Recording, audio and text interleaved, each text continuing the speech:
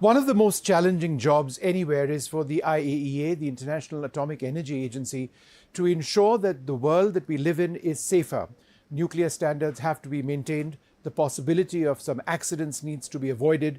The entire work of regulation goes down to strict monitoring and compliance, and a sense that nations across the world must follow what the IAEA has to say. We've got a wonderful guest with us.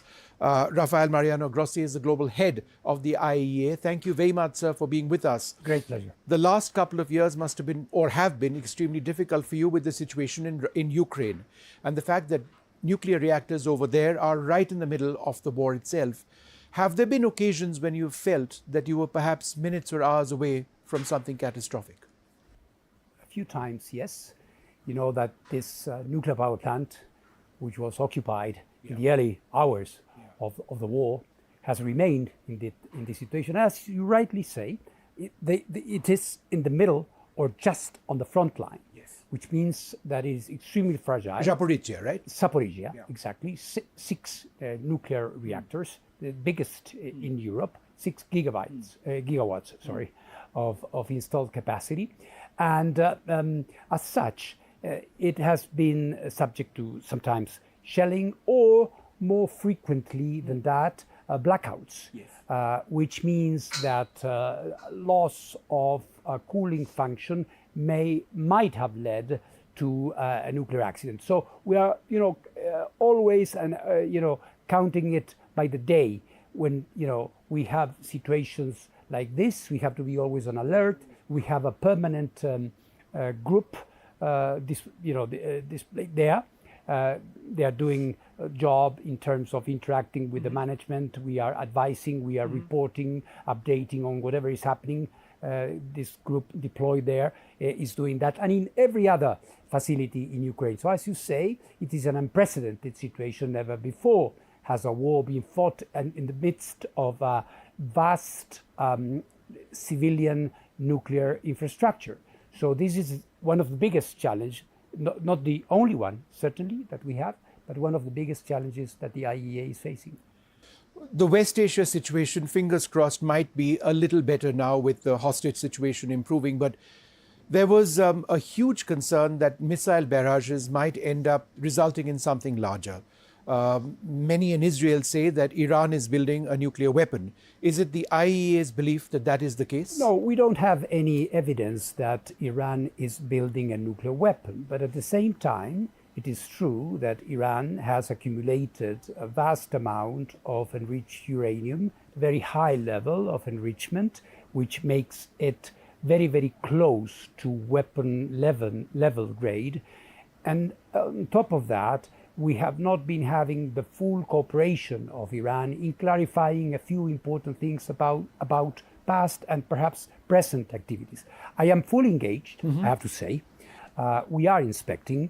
The thing is that we are not inspecting at the levels or in all the places that we believe we should be inspecting. I had the opportunity to visit, I've been very frequently to Tehran, but this time last time, I met with President Pezeshkian, with the foreign minister and others, and we are trying to improve the situation. Of course, now with the change of administration in the United States, there is an expectation that things may be moving again. We are going to be talking to all partners, as we always do, in trying to make or to bring more certainty to this very volatile situation in Iran.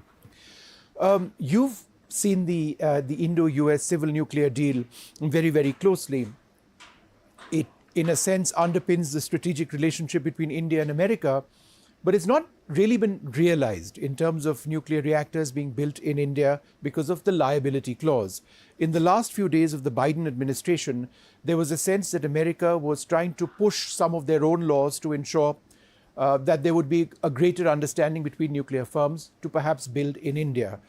Do you believe that the road has been set or the path has been set to see more American nuclear reactors in India? Well, it's a good question for my Indian and my American friends. What I can say from my perspective is that the Indian civil nuclear program is one of the biggest, more diverse in the world, with local build, also imports. I mean, India has every technology and masters every technology in a very good way.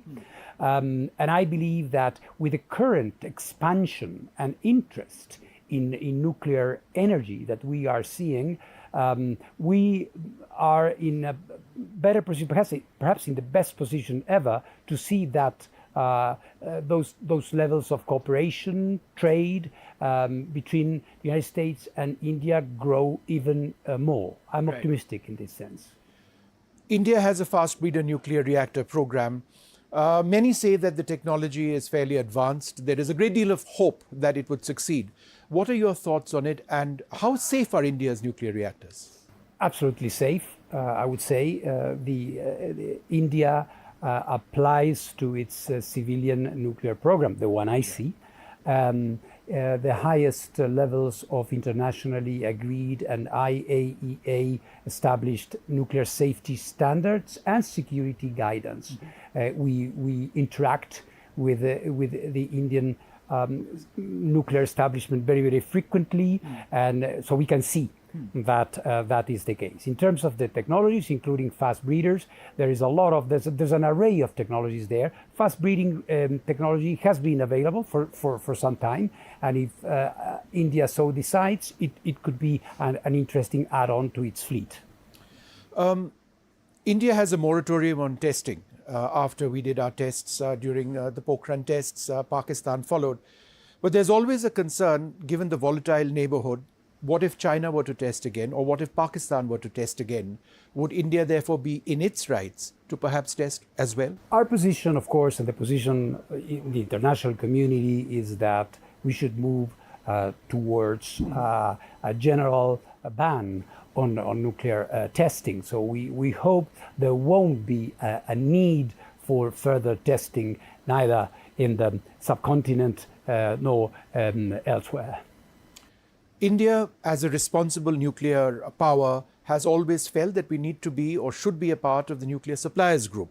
Do you believe that that needs to take place? Well, you know, I myself, I have been president of the nuclear suppliers group 2 terms, and I interacted very actively in trying to bring this to an equitable solution, including other countries that had similar aspirations. Why I say this? Because I consider that all those who are key actors in the nuclear industry should participate in schemes that provide for reliability, credibility in the nuclear industry worldwide. So it's for my successors in those positions to see what can be done. But my interactions, including with Foreign Minister Jay Shankar, were extremely useful. We were very close at that time to a good outcome. Of course, there is a bigger, wider political scene which enters into consideration when it comes to that. But in your personal opinion, as somebody who's been in this field for so long, India should be a member of the NSG, the Nuclear Suppliers Group? I think this is for their members to decide. And I, as head of the IAEA, which includes members of the NSG and others who are not members of the NSG, perhaps I should be prudent in what I say. At the same time, as I said, I believe that all relevant actors, and India is a global player in nuclear and in any other activity, human activity, they should be part of the system and the pillars of the system, including the energy. I had a very interesting interview 3 days back over here in Davos with an American group which is building or prototyping the first fusion nuclear reactor. Yes. What's the future there? Well, fusion has been, there's this quip that fusion is the energy of the future and it will always be. But I think we are seeing that that is not the case, and that the possibility, the prospects for commercial fusion are closer than ever before. We see a lot of private investment in the United States, in Russia, in China, in Japan.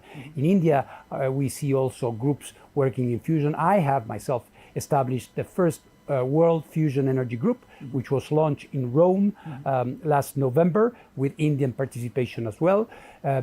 So the process is gaining momentum, is very exciting, and my impression is that sooner than many expected, we will see great progress in bringing fusion to the energy possibilities that we have. What about thorium?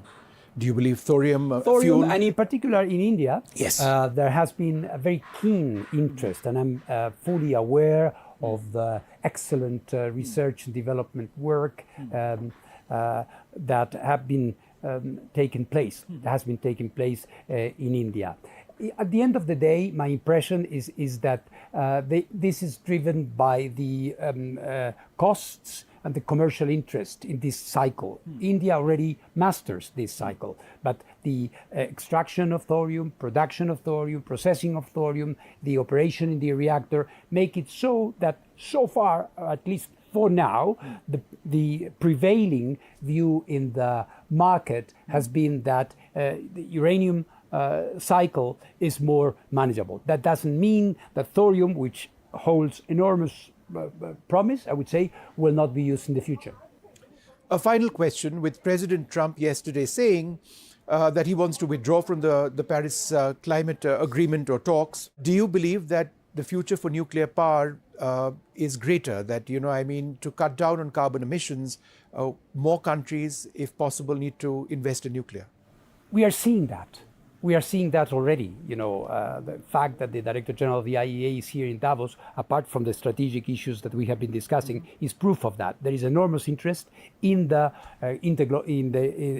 South, in the global South, in America, in China, in your own country, in many countries. So we see that the sources, the reasons why people are turning back to nuclear or are doubling down in nuclear may be diverse. If you look at countries like China or yours, it's the huge economic development that needs to be powered in a sustainable way. If you look maybe in Central Europe, there might be considerations related to energy security and the evolution of the geostrategic situation over there. So it depends. I think when it comes to energy, there is no one-size-fits-all explanation. But one thing we see, there is more nuclear, there is going to be much more nuclear. All right. Well, Mr. Grossi, thank you very much for speaking to us. It was a pleasure. Well, there you have it, the head of the IAEA telling us about India's prospects, the safety of India's reactors, but also how vulnerable and volatile the international situation has been, particularly in Ukraine. Hopefully, nuclear energy can be used for peaceful purposes and for safe purposes as well.